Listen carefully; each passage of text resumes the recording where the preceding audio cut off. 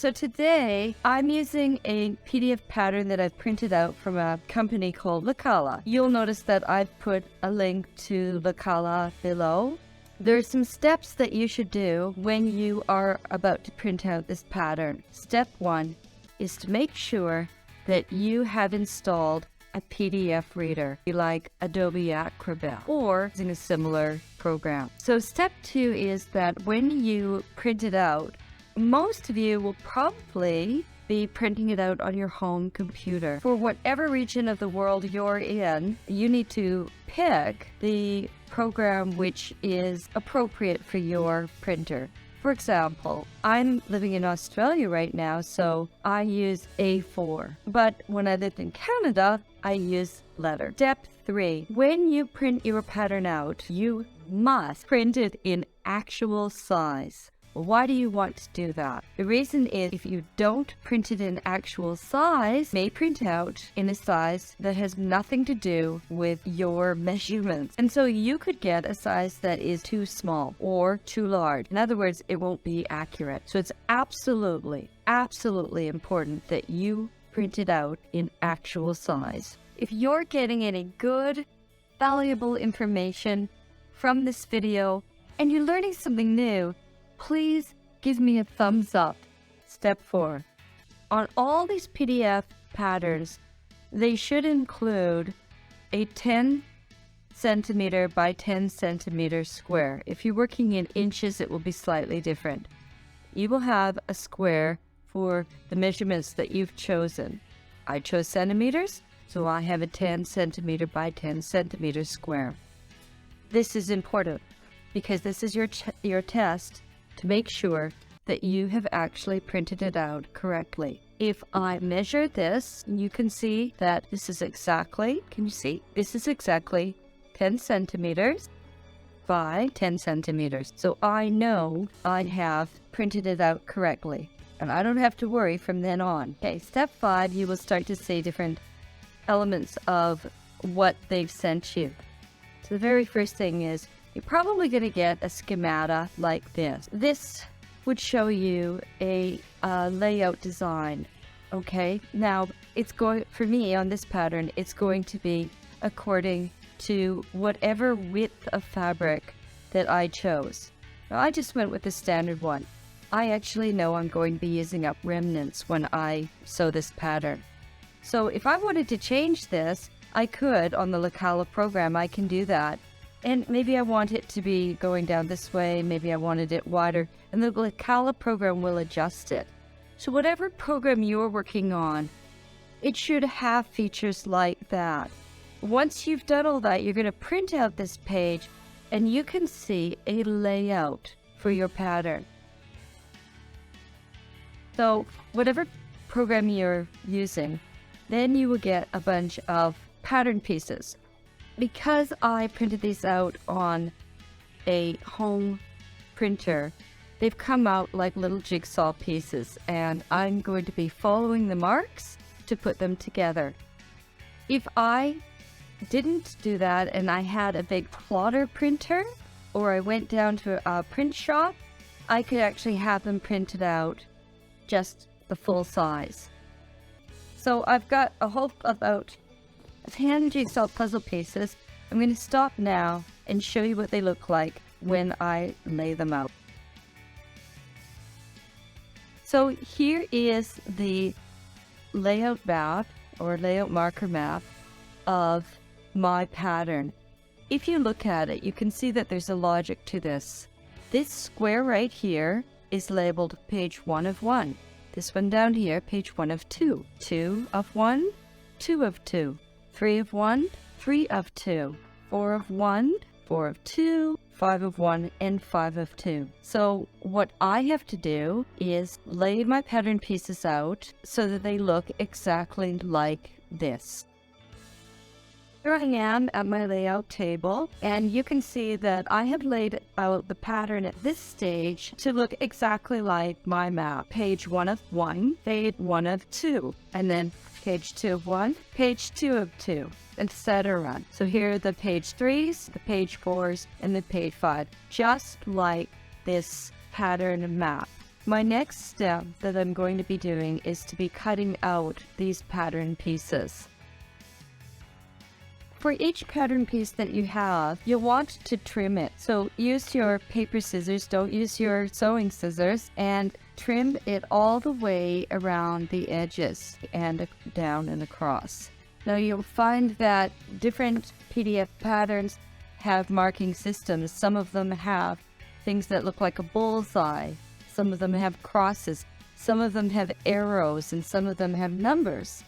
So whatever kind of pattern piece that you're using, follow their system. So I'm going to take a minute and I'm going to cut these pattern pieces out. Now, there's different ways that people do this.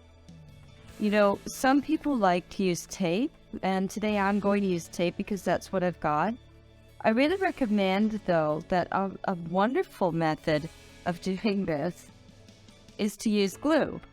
Because when you use glue, it's really nice and easy to be able to put the pattern pieces together very easily and carefully by gluing them together.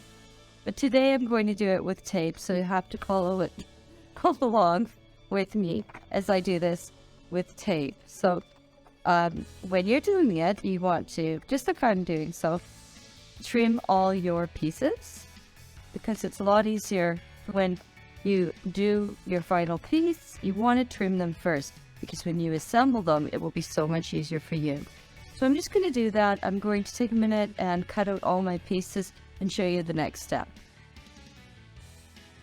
Okay, so now I have assembled my whole pattern. I cut out the edges, and I've used my tape, and I've lined my pattern pieces up using my little marker map to look and just see exactly where they go. And it's worked out perfectly. So if you would look at this and you were to look at this one, you would be able to see that it looks exactly the same.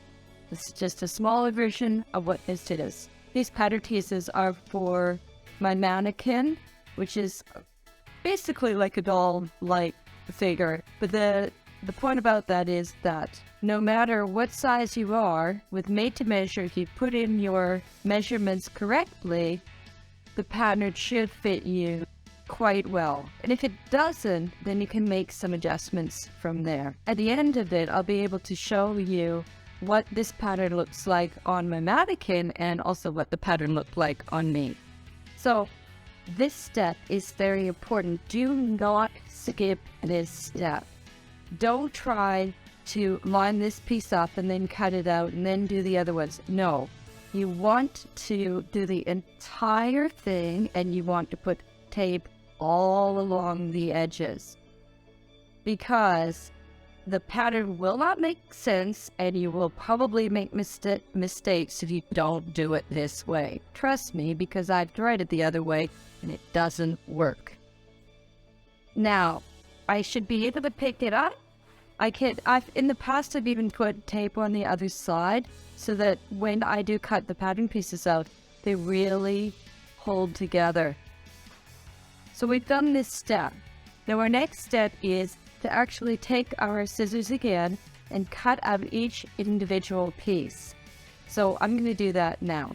I've done all my cutting. I've done all my taping. Now the pattern pieces that I've cut out look very much like the pattern pieces. Well, they look exactly like the pattern pieces in my schema. And so when I did this, I made sure that I was really careful to cut along the lines that I should cut along. I was always paying attention to where the seam allowances line up and any other markings that were there to help me. And I really double checked, because I really don't want to have to print it all again and redo any of the pieces. So I think I've done a really good job. When I do lay these out on the fabric, I will want to pay attention to where the grain lines are, paying attention to putting my fabric on the fold line. The first step that I'm going to be doing that's going to be so much nicer than the final fabric is I'll just be using inexpensive, cheap calico. There's no pattern markings on it whatsoever. So I can lay these out for the most economical way. As long as I pay attention to the fold and I pay attention to where the green line is. As you can see, it looks perfect. And this is the final part of this video where I'm going to put it on my mannequin and show you how this pattern should look correct. This is my little tiny mannequin, and I'm about to paste these pattern pieces onto the mannequin in the way that I would sew them up. The reason I'm going to do that is because I want to be able to see if these pieces will look about right. Ta-da! So, now you can really see the reason why I tried this pattern out on a smaller figure. And that's because I could actually demonstrate how this pattern would really fit. So, what I did was, if it was on a fold line, I made an extra piece. So there were quite a lot of extra pieces that I had to make using my pattern paper. And I just traced them out. And what I then could do is, using the seam allowances as a guide, I basically pinned it all together.